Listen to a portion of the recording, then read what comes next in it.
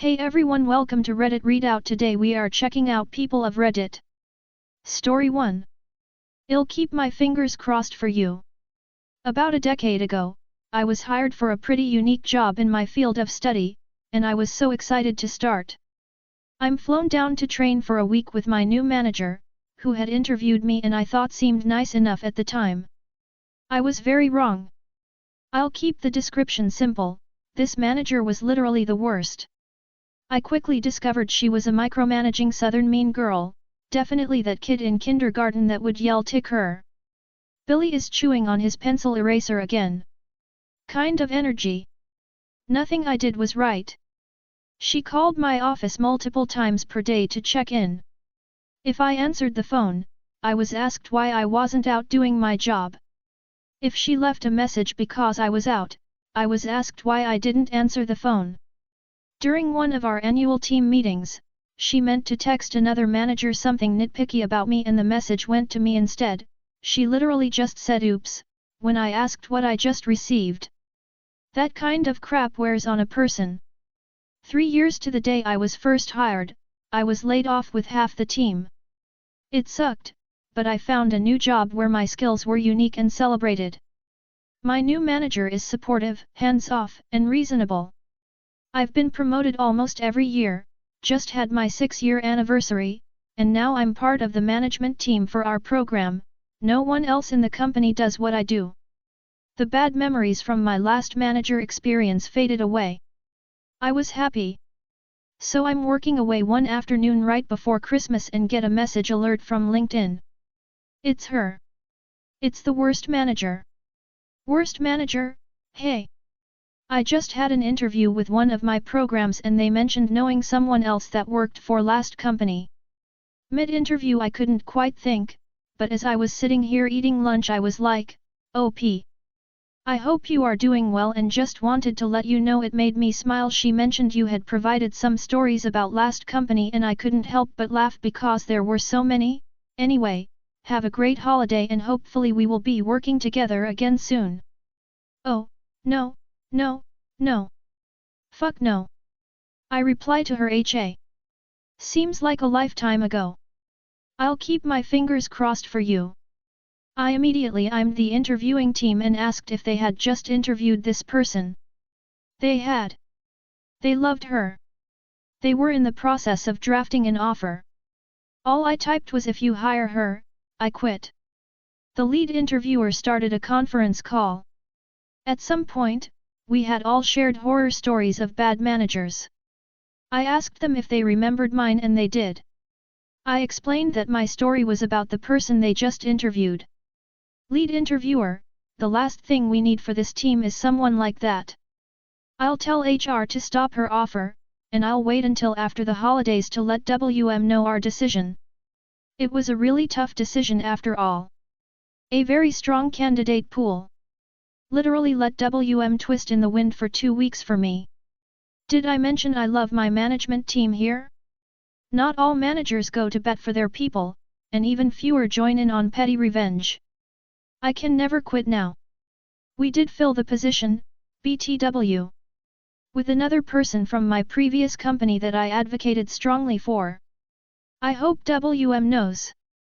Story 2. Like the sound of your big truck, mine's bigger.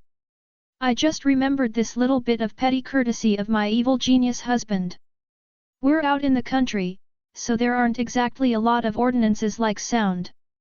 My neighbor across the street and one house over has some supped up, compensating for something, country boy truck. He goes to work at 5 a.m. And he loved revving up his motor and rolling coal on his way out the door.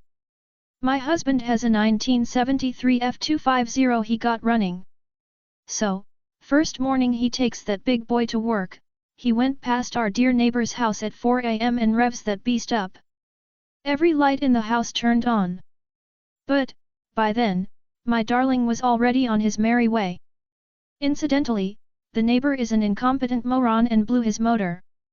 No more 5 a.m. revving. Story 3. I exposed an affair because it was affecting my sleep.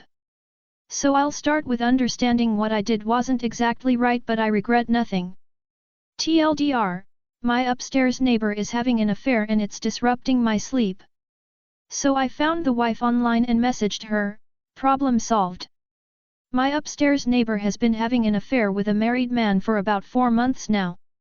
I wouldn't care, but because it's an affair he comes over at odd hours of the night and they have sex very loudly, I can hear a lot, and it wakes me up / prevents me from sleeping. How do I know it's an affair? He's never spent the night and his car has baby car seats in there. Some backstory: I've had issues with my upstairs neighbor prior to this. She would throw parties on Monday nights. She gets home at 2 a.m. from work pacing her condo and having loud phone conversations. She's 40 years old throwing parties with 20y/0 and having affairs and living like a teenager. I tried to talk to her like a normal person about my concerns but she doesn't care and I've had to get the association involved to stop the parties. I hate her. So I decided to learn some more about this mystery man.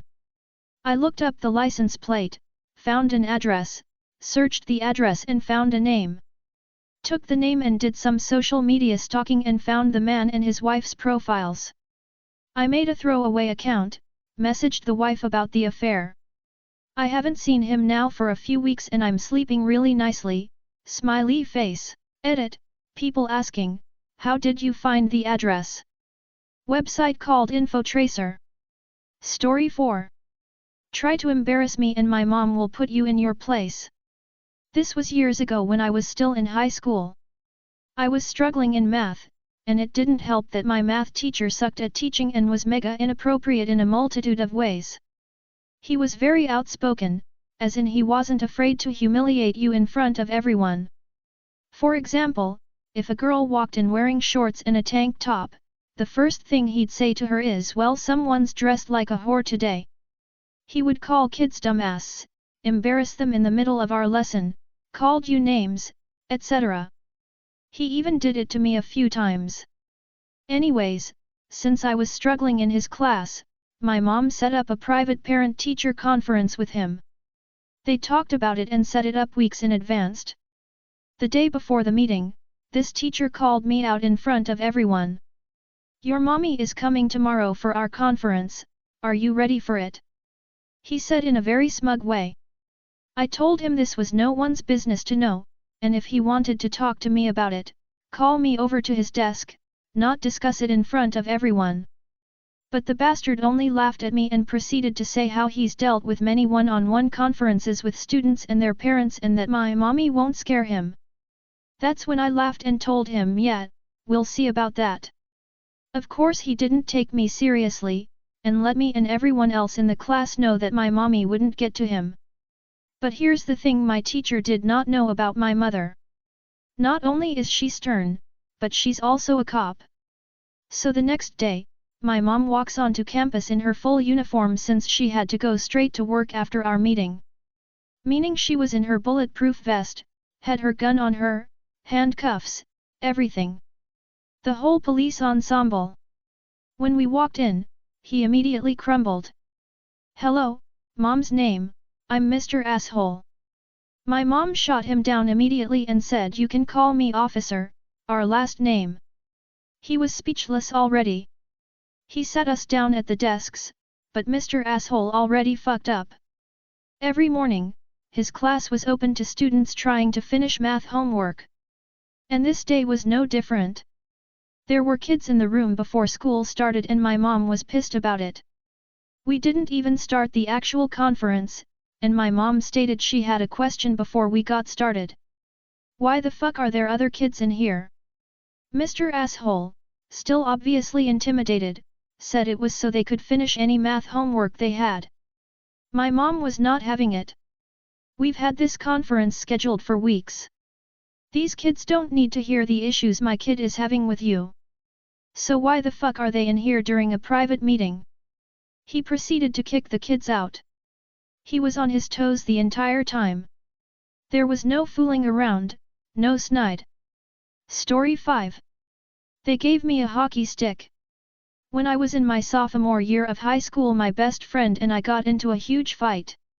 His cousin also went to school with us and she decided to bully me pretty harshly over the course of the year. I didn't respond or retaliate and tried to let it go. This went on for months, and in late winter the PE class we shared had to resort to indoor hockey because of rain. We had played hockey before, but at this point in the year she'd been laying it on real thick. I really liked playing hockey and was pretty good, so when we were put on opposite teams I knew this was my time to shine. I decided to play it cool at goalie for a while before I noticed everyone sucking balls, so I asked to be put in the game. Mean bully came right at me with the puck and I swung my hockey stick back so far and got her square in the shin as I hit the puck between her legs. She fell to the ground and began to cry as I went after the puck and scored. I think my teacher knew that it was absolutely intentional, but she didn't say anything. Mean girl stopped messing with me after that. She also tried to be on my team as much as possible. Story 6. Phone works both ways. Extremely childish and stupid, but whatever, I had fun. I sell building supplies at a mom and pop shop, and one of our customers is an old school Italian that came off the boat 25 to 30 years ago who mumbles and speaks very little English. Very pushy and demanding and wants instant service and gratification, and been a customer for decades, so he feels very entitled at times and can get real annoying. Our cubicles are behind a wall that separates the counter for walk-in business, however there's a screen above where we can all see who comes in from our seats. Literally not 5 seconds after walking to the counter he decides to pull out his cell to call the office for someone to come up when he could have just said hello. And we would have got out of our seats. I woke up from the wrong side of the bed that morning, so I told my coworker, "Watch the camera." I put my phone on speaker and called his cell, and we watch him look at his cell, and then I hung up. I told my coworker I'ma do it every 30 seconds. He was at the counter for almost 3 minutes as someone wrote him up. I called him 6x total and he looked at his phone each time. After he left I told the coworker that serviced him, and my coworker said, "No wonder he kept saying off angle, the F word in Italian, every time his phone would ring." We all giggled like schoolgirls. Story 7. Landlord just gets more bizarre. Back in the 1990s, I needed to rent a room. I found a 2-bedroom, 1-bathroom duplex. The lease was for the 1 room, access to the garage, backyard, and kitchen. 3 months go by, and no other roommates. My boyfriend decides to move cities and take the 2nd room, so we had the entire duplex to ourselves.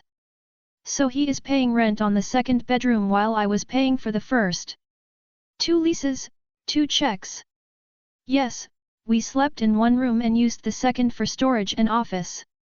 Things start to get strange that first summer. Our city got up to 105 to 110 F. We often hung around in our skivvies because it was hot. We had curtains for privacy. LOL starts coming by, unlocking the front door several times a month without notice. In our state, LOL has to give either 24-hour or 48-hour notice. Not 3 minutes. LOL. More than once I had to dive into the bedroom because I was in my bra and panties. We complained. He begins to give us notice. Except he is there every weekend. Okay, his house. Fine. Then, he starts renovating the garage into another bedroom. With no permits. My stepdad was a master carpenter and shook his head in disgust at the sheetrock and floor work. "It is crap," he muttered. My BF's tools begin to go missing, or mislaid. Quality tools. At this point, we begin to casually look into finding a new place. We upped our searching when we came home from a week-long vacation. LOL had pulled out and rototillered the backyard. All the beautiful flowering bushes, shade trees, blackberry bushes were gone. There must have been a few $1,000 of foliage gone. He planted pumpkins. We moved out soon after. He began harassing us for breaking our lease. Now, we were month to month. Then he refused to give us our cleaning deposit. We had hired a house cleaner. Once moved, it was close to tax season. At this time, our state was issuing a renter's credit/rebate. It was maybe $150 each. As we were still unmarried and had rented 2 rooms, we filed separately. NF did the taxes, so I am not sure what happened or what he did exactly. But, the computer tax program red flagged our taxes because someone else was filing as primary resident. Except you have to be living in the home to be primary resident. You guessed it. Old LOL was trying to get more refund by filing as primary. To ensure we were not audited or screwed over, he made a call to the IRS, explaining everything, faxing our leases, billing info, and even pics of the bedroom and office to show LOL was not living there. He then called the city and reported the house renovations with no permit. I guess he got fined up the yurtsu because the house was for sale within a year. That's all for today. Please don't forget to like and subscribe.